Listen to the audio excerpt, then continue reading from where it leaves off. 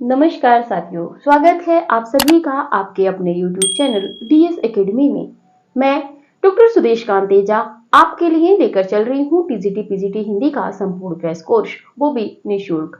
अगर आप चैनल पर नए हैं तो चैनल को सब्सक्राइब कीजिए। अगर आपने चैनल सब्सक्राइब कर रखा है, आपको वीडियोज अच्छी लग रही है तो जितना हो ज्यादा से ज्यादा शेयर कीजिए। जो भी आपके पास पब्लिकली प्लेटफॉर्म है, फेसबुक है, व्हाट्सएप है, टेलीग्राम है, जो भी है आपके पास पब्लिकली प्लेटफॉर्म। इससे पहले हम आपसे एक ही बात कह रहे हैं कि जो भी कैंडिडेट हमारे साथ नए जुड़ रहे हैं, कोशिश कीजिएगा, अगर अच्छे की तैयारी करने वाले हैं, आपको एक सफलता अपनी चाहिए आने वाली आगामी परीक्षाओं में, आप अपनी एक सीट सुनिश्चित करना चाहते हैं तो कोशिश कीजिएगा कि क्लास संख्या 1 से आप देखने का प्रयास कीजिए, क्योंकि पहली क्लास में हमने जो आपका सिलेबस है वो डिवाइडेशन किया है, कितना हमें क्या क्या पढ़ना है ये भी हमने बताया है। उसी के साथ में क्लास का जो भी कैंडिडेट जुड़ रहे हैं थोड़ा ये ध्यान रखिए, और जो पुराने कैंडिडेट हमसे कंटिन्यू जुड़े हुए हैं, देखिए कहीं ना कहीं अब हम कह तो सकते नहीं, लेकिन हम फिर भी कहेंगे, क्योंकि एक अच्छे शिक्षक का मतलब ही होता है डांटना फटकारना। देखिए आप जो हमारे कई कैंडिडेट पुराने हैं, हम उनको जानते हैं कि वो कंटिन्यू क्लास हमारी ले रहे हैं, लेकिन वो भी पीछे होते चले जा रहे हैं। तो देखिए इस तरह ना भागिए कि आप 2 दिन आप खरगोश की चाल में चल लेते हैं और फिर सो जाते हैं आराम से। आप हमें खरगोश वाली चाल नहीं चाहिए, आप कछुए वाली चाल में चलिए, और यकीन मानिए जब आप कछुए की चाल चलेंगे, सने सने चलेंगे, तब भी आप अपनी सफलता तक पहुंच जाएंगे। एक और कहावत है, कहा जाता है कि अनअभ्यासे विषम शास्त्रम। अगर आप अभ्यास नहीं करेंगे तो आपके जो शस्त्र हैं या जो शास्त्र हैं वो विष के समान हो जाएंगे। यानी कि आप अगर कंटिन्यू तैयारी नहीं करते हैं, आप कंटिन्यू जो पढ़ा लिखा हुआ है पुराना उसको आप रिवीजन नहीं करते हैं, तो कहीं ना कहीं आप पीछे हो जाते हैं। कई कमेंट आती हैं, पर्सनली मैसेज भी आते हैं, हमें भी पर्सनली मैसेज आते हैं, कॉल भी आती है कि मैम पढ़ा और इतनी सारी रचनाएं हैं कैसे याद होंगी। हम बार बार यही कहते हैं कि आप जितना रिवीजन करोगे उतना ज्यादा बेहतर होगा आपके लिए। समय टू समय आप रिवीजन करते रहिए, जो भी नया तथ्य आपको मिलता है आप उसको जोड़ते रहिए, नोट करते रहिए। कुछ लोग क्या होते हैं कि समझ में नहीं आता, हमें व्हाट्सएप ग्रुप में आते हैं, ज्वाइन होते हैं, हम रिक्वेस्ट एक्सेप्ट करके हम ज्वाइन कर लेते हैं, उसके पता चलता है 1-2 घंटे बाद ही वो लेफ्ट कर जाते हैं। हमें पता है वो क्यों कर रहे हैं और क्यों आ रहे हैं, उनके आने का एकमात्र उद्देश्य है कि हमें व्हाट्सएप ग्रुप पे हो सकता है कि पीडीएफ में पूरा नोट्स मिल जाए। ये हम बार बार कह रहे हैं कि हम कुछ कथनों के आपको वहां पे हैंड रिटन नोट्स देंगे, कुछ पंक्तियां देंगे, ताकि पूरी पंक्तियां बोर्ड पे हम ना पढ़ाएं। या पद्मावत हम पढ़ रहे हैं तो पद्मावत की इतनी सारी पंक्तियां तो हम नहीं दे पाएंगे आपको, ठीक है।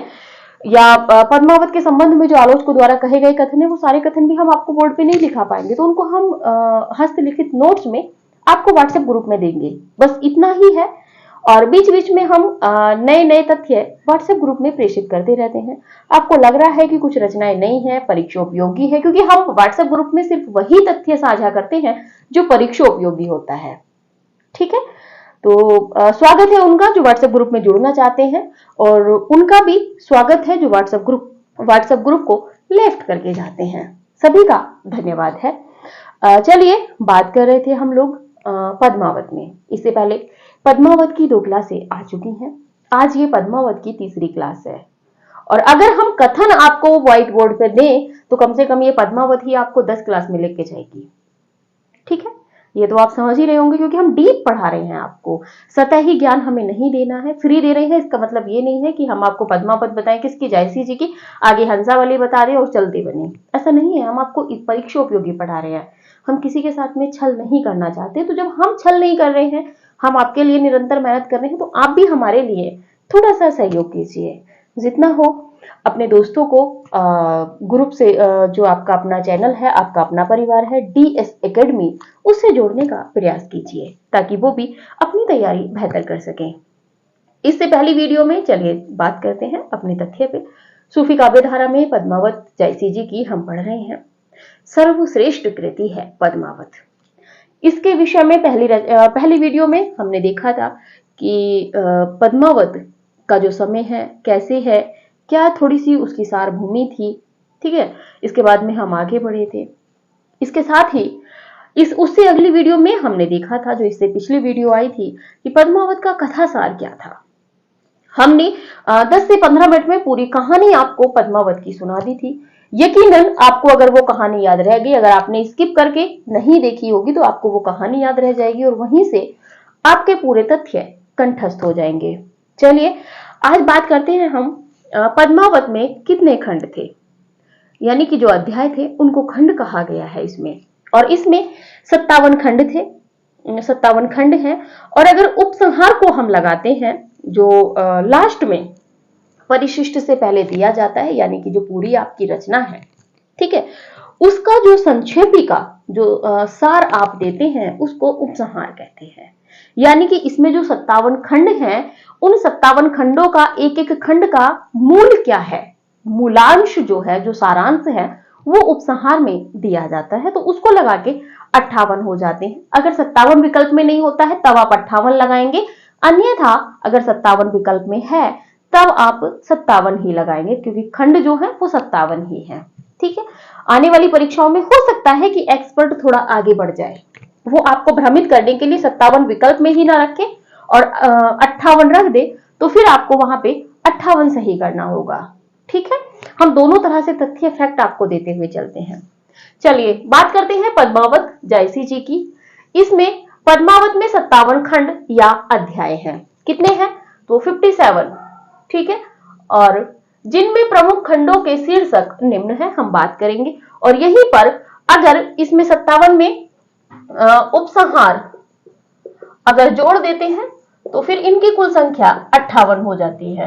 अगर विकल्प में ये है तब तो आपको 57 ही सही करना है, और अगर विकल्प में 57 नहीं है, 58 है, तब फिर उस स्थिति में आपको ये करना है, क्योंकि फिर आयोग आपसे कह देगा कि भाई 57 तो थे, आपने पढ़े थे, लेकिन 59 या 56 तो आपने भी नहीं पढ़े थे ना। तो अब जाहिर सी बात है आयोग वहां पे स्पष्ट कर देगा कि उपसंहार भी तो है एक, उसको भी जोड़ लो। तो इस तरीके से फिर आप आयोग से कुछ नहीं कह पाओगे। आप चाहे शुक्ल जी का इतिहास लेके जाना, चाहे बच्चन जी का, चाहे नागेंद्र जी का, आयोग सबको बाहर कर देगा। ठीक है, तो ये उपसंहार को लगाकर 58 हो जाते हैं। ठीक है, परिस्थिति यही है कि अगर 57 विकल्प में नहीं होगा तब आपको 58 लगाना है, और अगर 58 57 दोनों विकल्प में है तब आपको पहले नंबर पे, फर्स्ट नंबर पर इसी को क्लिक करना है। ठीक है, चलिए अभी तो खैर यूपी टीजीटी पीजीटी में तो गोला ही भरना है। ठीक है, चलिए बात करते हैं जो प्रमुख शीर्षक है। पहले नंबर पर बात कर लेते हैं स्तुति खंड। ये पहला खंड है। स्तुति खंड का मतलब मसनवी शैली में हमने देखा था पहले क्या कहते हैं, ईश्वर की उपासना की जाती है मंगलाचरण के रूप में। तो उसमें इन्होंने पैगंबर की स्तुति की है, अल्लाह या पैगंबर की। साथ में जो चार क्या कहते हैं पैगंबर के जो मित्र थे उनकी भी स्तुति की है, और अल्लाह की करतार के रूप में इन्होंने स्तुति की है। उसके बाद में होता है जैसे साहे वक्त की स्तुति, गुरु का स्मरण, फिर अपना आत्म परिचय देना, फिर समय का उल्लेख करना, फिर रचना का उद्देश्य बताना। तो ये सब किसमें किया गया है? स्तुति खंड, यानी कि इसमें प्रार्थना की गई है पहले खंड में। ये पहला खंड है। ठीक है, दूसरे नंबर पर बात करते हैं तो मानसरोवर खंड। मानसरोवर खंड कौन सा है? चौथे नंबर का ये खंड है। इधर ये क्रमांक वैसे ही डला हुआ है। तो मानसरोवर खंड कौन सा है? आपका 4th नंबर का। जो महत्वपूर्ण है वही यहां लिखे हैं। नागमती सुआ खंड ये 8वां खंड है, जिसमें नागमती और जो सुआ यानी कि जो तोता है, जो तोता होता है हीरामन तोता या सुआ उसको बोला गया है। तो नागमती का और उसका जो संवाद होता है, इससे पहली वीडियो में अगर आपने स्टोरी सुनी है तो आपको ज्वलंत हो गया होगा तथ्य। ठीक है, अगला है कि राजा सुआ संवाद खंड। नागमती के बाद में जब नागमती अपनी प्रशंसा करती है, उसके बाद में जब वो कह देता है कि तुमने पद्मावती सुंदर है, उसके बाद में जब रानी नागमती तोते को मारने का आदेश देती है, चेरी मारता नहीं है, और उसके बाद में राजा जब आता है तो राजा से तोता जो है वो संवाद करता है। तो तोते का और राजा का जो संवाद है वो किसमें है? तो 9वें खंड में।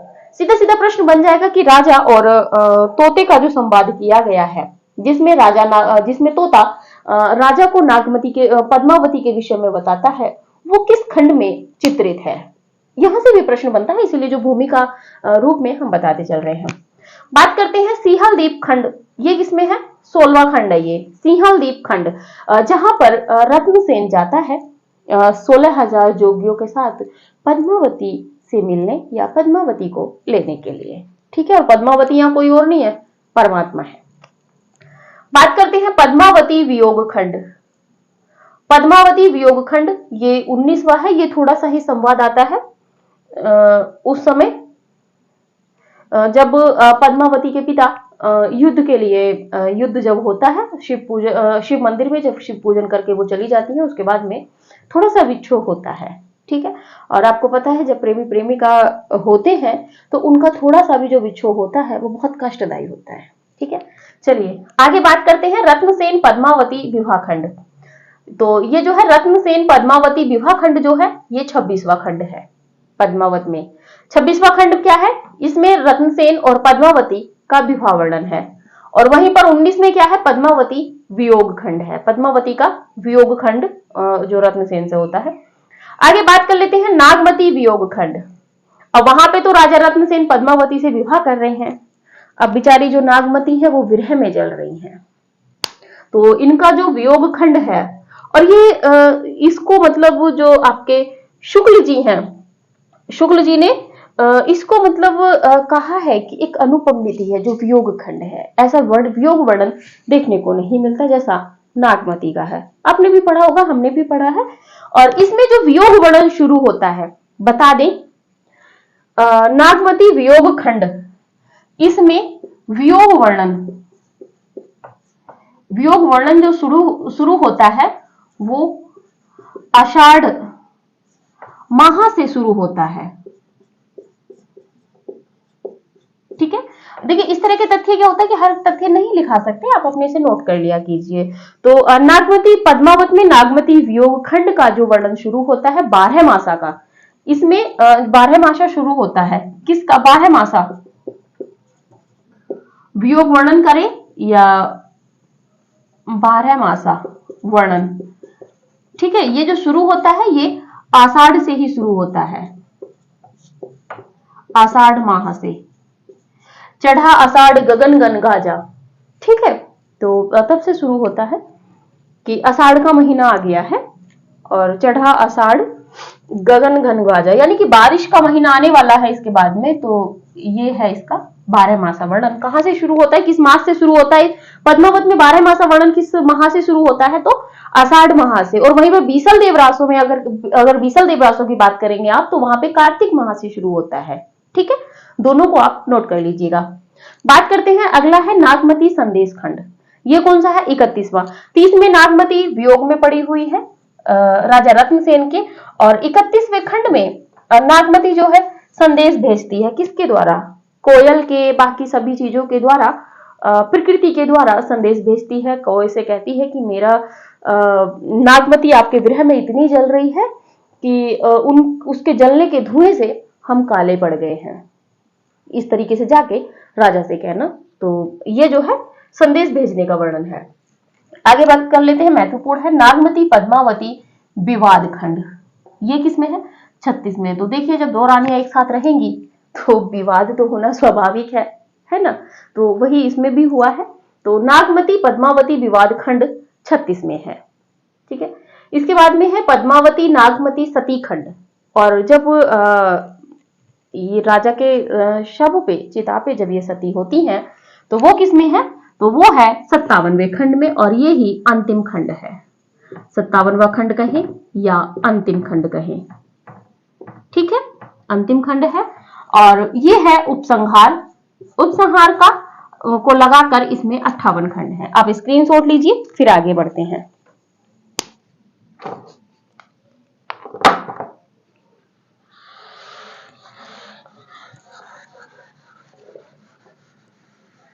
देखिएगा भाई, जो भी है, मोदी जी की भाषा में कहें तो देवी सज्जनों, जितना हो वीडियो को लाइक भी करते रहिए, समय से देखते भी रहिए, क्योंकि आधुनिक यंत्र है, इनके विषय में कुछ कहा नहीं जा सकता कब क्या हो सकता है।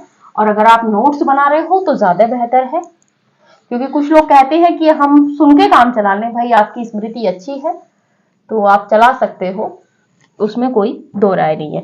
देखिए पद्मावत के विषय में जो मूल तथ्य हैं वो थोड़ा सा देख लेते हैं, बाकी कथन हम आपको पीडीएफ में देंगे। पद्मावत भक्तिकाल का पद्मावत भक्ति काल का वेद वाक्य है। वेद वाक्य है, ये किसने कहा है? आचार्य शुक्ल जी ने, आचार्य रामचंद्र शुक्ल। दूसरे नंबर पे बात करते हैं, पद्मावत समासोक्ति का काव्य है। पद्मावत समासोक्ति का काव्य है और ये कथन भी किसका है? तो ये भी रामचंद्र शुक्ल जी का है। आगे बात करें तो है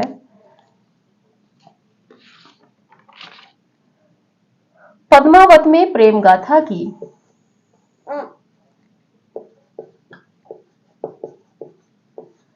पद्मावत में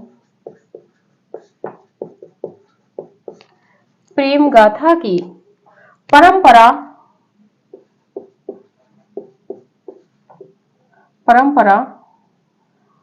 प्रौढ़ता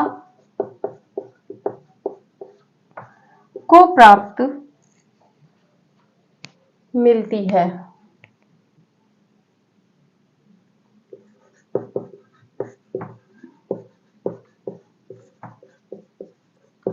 और ये भी कथन शुक्ल जी का है।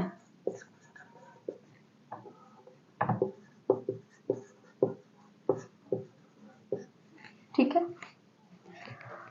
अगला कथन देखते हैं शुक्ल जी का कि प्रेम गाथा की परंपरा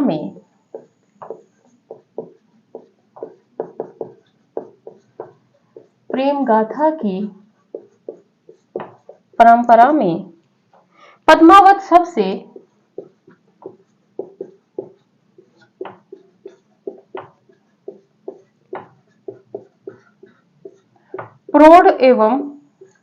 प्रौढ़ और सरस है। और ये कथन भी किसका है? तो ये कथन भी है शुक्ल जी का। आगे बात कर लेते हैं,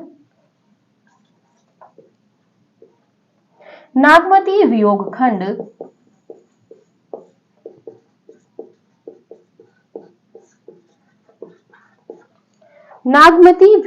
खंड हिंदी साहित्य की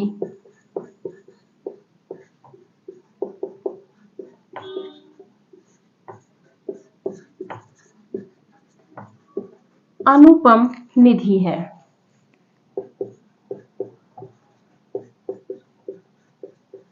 और यह भी कथन शुक्ल जी का है। इसके बाद में बात कर लेते हैं पद्मिनी के रूप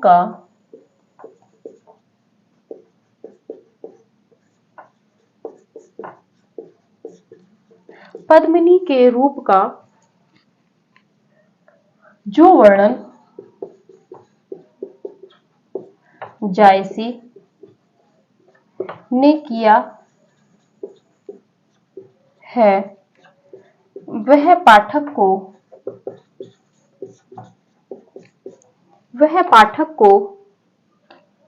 सौंदर्य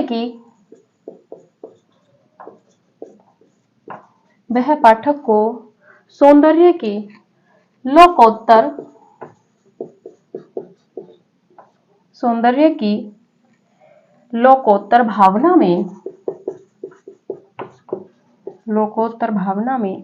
मग्न करने वाला है। और ये कथन भी शुक्ल जी का है। ठीक है,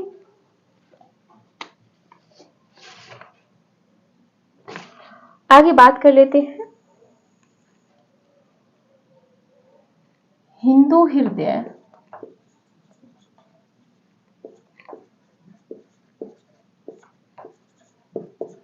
और मुसलमान आमने सामने, हिंदू हृदय और मुसलमान आमने सामने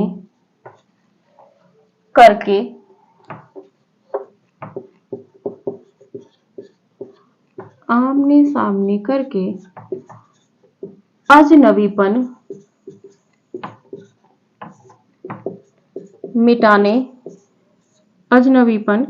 मिटाने वालों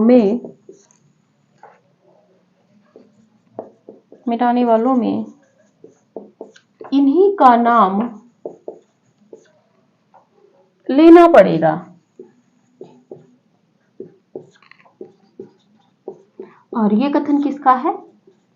ये कथन है शुक्ल जी का, और इन्हीं का मतलब है जायसी के लिए, क्योंकि यहां से प्रश्न बन जाता है।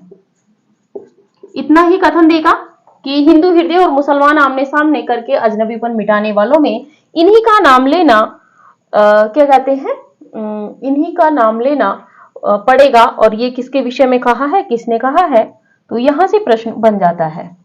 चलिए एक कथन और देखते हैं कि एक प्रबंध के भीतर एक प्रबंध के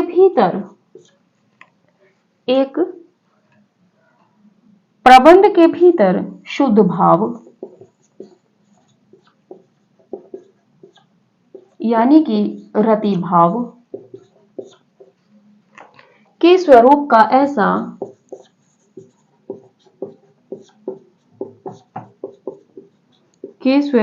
ऐसा उत्कर्ष पार्थिव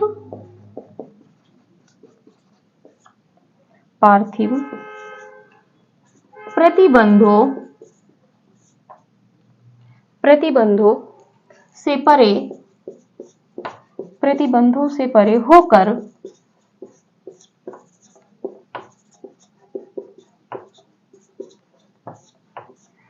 होकर आध्यात्मिक क्षेत्र में दिखाई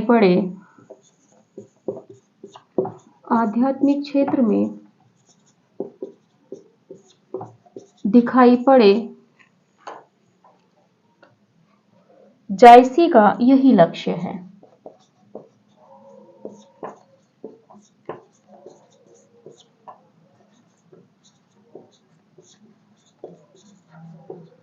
और ये कथन भी किसका है, तो ये कथन भी शुक्ल जी का है।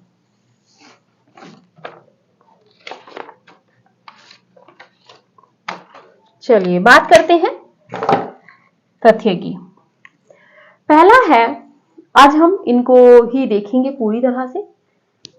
बात करते हैं पहले कथन की। पहला है कि पद्मावत भक्ति काल का वेद वाक्य है। पद्मावत को भक्ति काल का वेद वाक्य किसने कहा है? तो जाहिर सी बात है, आप पकड़ गए हैं, शुक्ल जी ने। सीधा सीधा प्रश्न बनेगा कि पद्मावत को भक्ति काल का वेद वाक्य कहने वाले आलोचक हैं। तो इस तरह से जो प्रश्न घुमाएगा तो ये है शुक्ल जी। अगला है, पद्मावत समासोक्ति का काव्य है। पद्मावत को समासोक्ति का काव्य किसने कहा है? तो ये भी रामचंद्र शुक्ल जी हैं। अगला है, पद्मावत में प्रेम गाथा की परंपरा प्रौढ़ता को प्राप्त मिलती है। यानी कि पद्मावत में जो प्रेम गाथा है, यानी कि प्रेम का जो वर्णन किया गया है, तो प्रेम गाथा की परंपरा जो है वो प्रौढ़ता को प्राप्त होती है। यानी कि जिस तरह इससे पहले भी इस तरह के कुछ मतलब ऐसी अनुपम विधि नहीं है। ये कथन किसका है? शुक्ल जी का है। अगला है कि प्रेम गाथा की परंपरा में पद्मावत सबसे प्रौढ़ और सरस है। सबसे प्रौढ़, प्रौढ़ का मतलब है जैसे कि आप कहते हैं ना कि किशोरावस्था, प्रौढ़ अवस्था, यानी एक मध्यम की, समझदार वाली। तो इसमें भी वही कहा गया है कि इसके जो तथ्य हैं वो क्या कहते हैं, जैसे कि इसमें आत्मा और परमात्मा का मिलन इसमें भी दिखाया गया है। तो परमात्मा की सत्ता को एक प्रौढ़ रूप में इसमें चित्रित किया गया है। आगे बात कर लेते हैं कि नागमती वियोग खंड हिंदी साहित्य की अनुपम निधि है। अंडरलाइन करते हैं इसको कि नागमती वियोग खंड को हिंदी साहित्य की अनुपम निधि किस आलोचक ने कहा है? तो ये भी रामचंद्र शुक्ल जी ने कहा है। ठीक है, आगे बात कर लेते हैं कि पद्मिनी के रूप का जो वर्णन जायसी ने किया है वह पाठक को सौंदर्य की लोकोत्तर भावना में मग्न करने वाला है। ये कथन शुक्ल जी है। शुक्ल जी कह रहे हैं कि पद्मिनी यानी कि पद्मावत में जो पद्मिनी है, पद्मावती भी कहा गया है और पद्मनी भी। आप कई बार क्या होता है कि सब भी पढ़े होते हैं पद्मावती पद्मावती और पद्मिनी आ जाए तो थोड़ा सा चक्कर काटेंगे कि ये लाख हुसैन पद्मावती वाली तो नहीं आ गई पद्मिनी। ठीक है, तो ऐसा नहीं है, पद्मावती और पद्मिनी एक ही बात है। तो पद्मिनी के रूप का जो वर्णन जायसी ने किया है, पद्मावती या पद्मिनी का जो रूप सौंदर्य का वर्णन जायसी ने किया है, वह पाठक को यानी कि उस वर्णन को जो पाठक पढ़ता है यानी कि आप और हम जब उसको पढ़ते हैं तो सौंदर्य की लोकोत्तर भावना में मगन करने वाला है। यानी कि उसका जो सौंदर्य है वो इतना सौंदर्य है कि जब हम लोग पढ़ते हैं तो लगता है कि हम इस लोक में हैं ही नहीं। इतनी अनुपम और अलौकिक उन्होंने सौंदर्य का वर्णन किया है। और समासोक्ति क्यों कहा है? ठीक है, यहां पे एक शब्द आया था समासोक्ति। ठीक है, तो समास उक्ति, समास का मतलब होता है कि छोटे से जैसे होता है ना कि आपने लिख दिया रसोई घर। ठीक है, तो ये समास हुआ रसोई घर। ठीक है, रसोई घर आपने एक शब्द में लिख दिया रसोई घर, लेकिन जब इसका विग्रह करेंगे रसोई के लिए घर, रसोई का घर। ठीक है, गौशाला, गायों की शाला। ठीक है, वैसे तो छोटा सा शब्द हुआ गौशाला, लेकिन वैसे जब इसका विग्रह करेंगे तो गायों की शाला या गायों के लिए शाला। तो इस तरीके से इन्होंने समास उक्ति, और उक्ति का मतलब तुम्हें होता है कि कोई भी कथन कहना। ठीक है, तो इसमें क्या है समासोक्ति, यानी कि जैसे नागमती का वर्णन जायसी जी करते हैं तो वो समासोक्ति रूप में कर देते हैं कि एक ही शब्द कहेंगे और उसका जब सारांश आप निकालोगे, उसका जब अर्थ निकालोगे तो वो विस्तृत होता चला जाएगा। जैसे कि नागमती का वर्णन इन्होंने किया है अतियुक्ति संयुक्ति के रूप में। भला बताइए, आप ऐसा होता है कि कोई महिला चारपाई पे पड़ी है और वो दिखाई ही ना दे?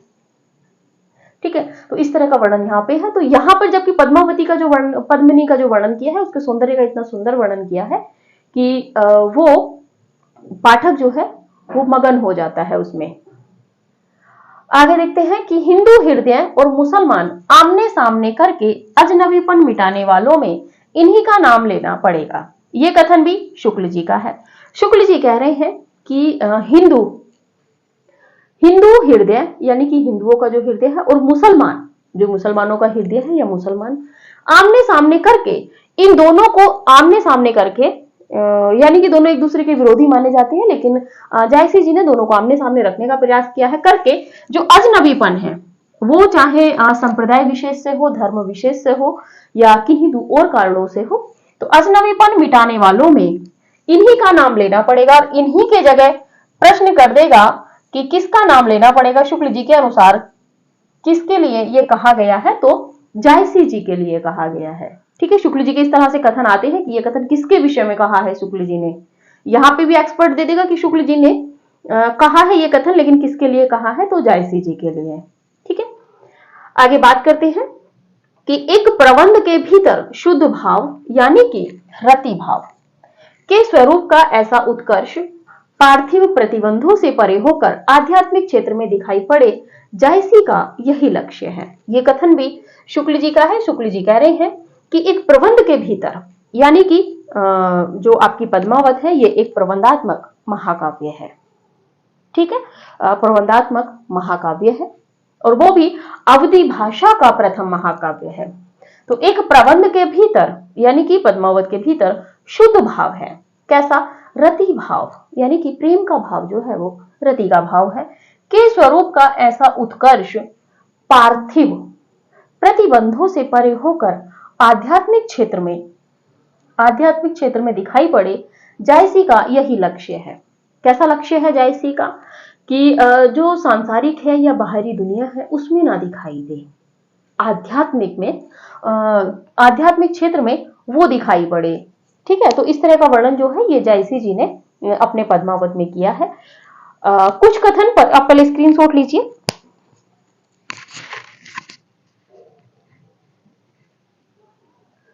पद्मावत के अभी कुछ महत्वपूर्ण जो कथन है वो बचे हुए हैं। जैसे बच्चन सिंह हैं, नगेंद्र जी हैं और आपके विजय देव नारायण शाही जी हैं, जिन्होंने अपने अलग ढंग की ट्रेजेडी कहा है। ठीक है, तो और भी आलोचक है, रामविलास शर्मा है, हजारी प्रसाद द्विवेदी जी हैं। तो इस तरह के कुछ आलोचक बचे हुए हैं, अभी शुक्ल जी ही हैं। अभी तो शुक्ल जी से भी बहुत कथन बचे हुए हैं, लेकिन इनसे जो बचे हुए कथन है वो हम आपको पीडीएफ में देंगे। उसके बाद एक और क्लास अभी अपनी पद्मावत पे रहेगी, क्योंकि पद्मावत छोटी सी तो रचना है नहीं, विस्तृत रचना है, और इसको जितना विस्तृत पढ़ा जाएगा उतना ही हम लोगों के लिए फायदा है। तो ठीक है, आज की क्लास यहीं पे रखते हैं, और इसके बाद में मिलते हैं। एक क्लास और पद्मावत की ही रहेगी, उसमें जो महत्वपूर्ण कथन पद्मावत के रहेंगे और जो कुछ पंक्तियां जिनका हमें लगेगा कि हमें आपको अर्थ समझाना है, उन पंक्तियों को लेकर हम पद्मावत की आएंगे। और कोशिश कीजिए, जो भी कैंडिडेट हमसे जुड़ रहे हैं, कंटिन्यू जुड़ रहे हैं, तो समय से आप क्लास देखिए। देखिए फिर आप कहिएगा नहीं कि मैम हम पे गुस्सा कर रही हैं। आप जिस क्लास को आप देख रहे हो, जिस दिन वो क्लास अपलोड हो रही है, उस दिन ही आप उस क्लास को देखिए। सुबह की क्लास 11 से 11:30, अगर कभी थोड़ा समय बढ़ता है तो 12 बजे, लेकिन 11 से 11:30 के बीच में सुबह वाली क्लास आपकी अपलोड हो जाती है, और 3 से 3:30 के बीच में आपकी इवनिंग वाली जो क्लास है, दोपहर वाली, वो क्लास भी आपकी अपलोड हो जाती है। तो आप समय से क्लास देखिए। अगर आप 2-3 दिन बाद क्लास देखेंगे, फिर आप हमें कमेंट करेंगे, तो आप मान लीजिएगा कि फिर हमें क्रोध भी आ जाता है, फिर हम हो सकता है कि उसका उत्तर भी आपको ना दें। हालांकि ऐसा हम करेंगे नहीं, आपको उत्तर नहीं देंगे, लेकिन आप देखिए, आप क्लास में अगर उत्तर पूछेंगे तो अच्छा रहेगा। अब आप हमसे प्रश्न कर रहे हैं हंसावली का, और हम बात कर रहे हैं पद्मावत पे, और पद्मावत भी अंतिम में चल रही है। उससे पहले कितने रचनाकार हम पढ़ लिए हैं, तो ये थोड़ा सा आप भी ध्यान रख के चलिएगा। ठीक है, क्लास को समय पर समय लेते रहिए। आधुनिक यंत्र है, कब वीडियो इधर या उधर हो जाए फिर उसके हम जिम्मेदार नहीं होंगे दोबारा पढ़ाने के। ठीक है, तो चलिए आज की क्लास यहीं पे रखते हैं, मिलते हैं अगली वीडियो में। पद्मावत की अभी एक और क्लास लेनी है, तब तक के लिए नमस्कार।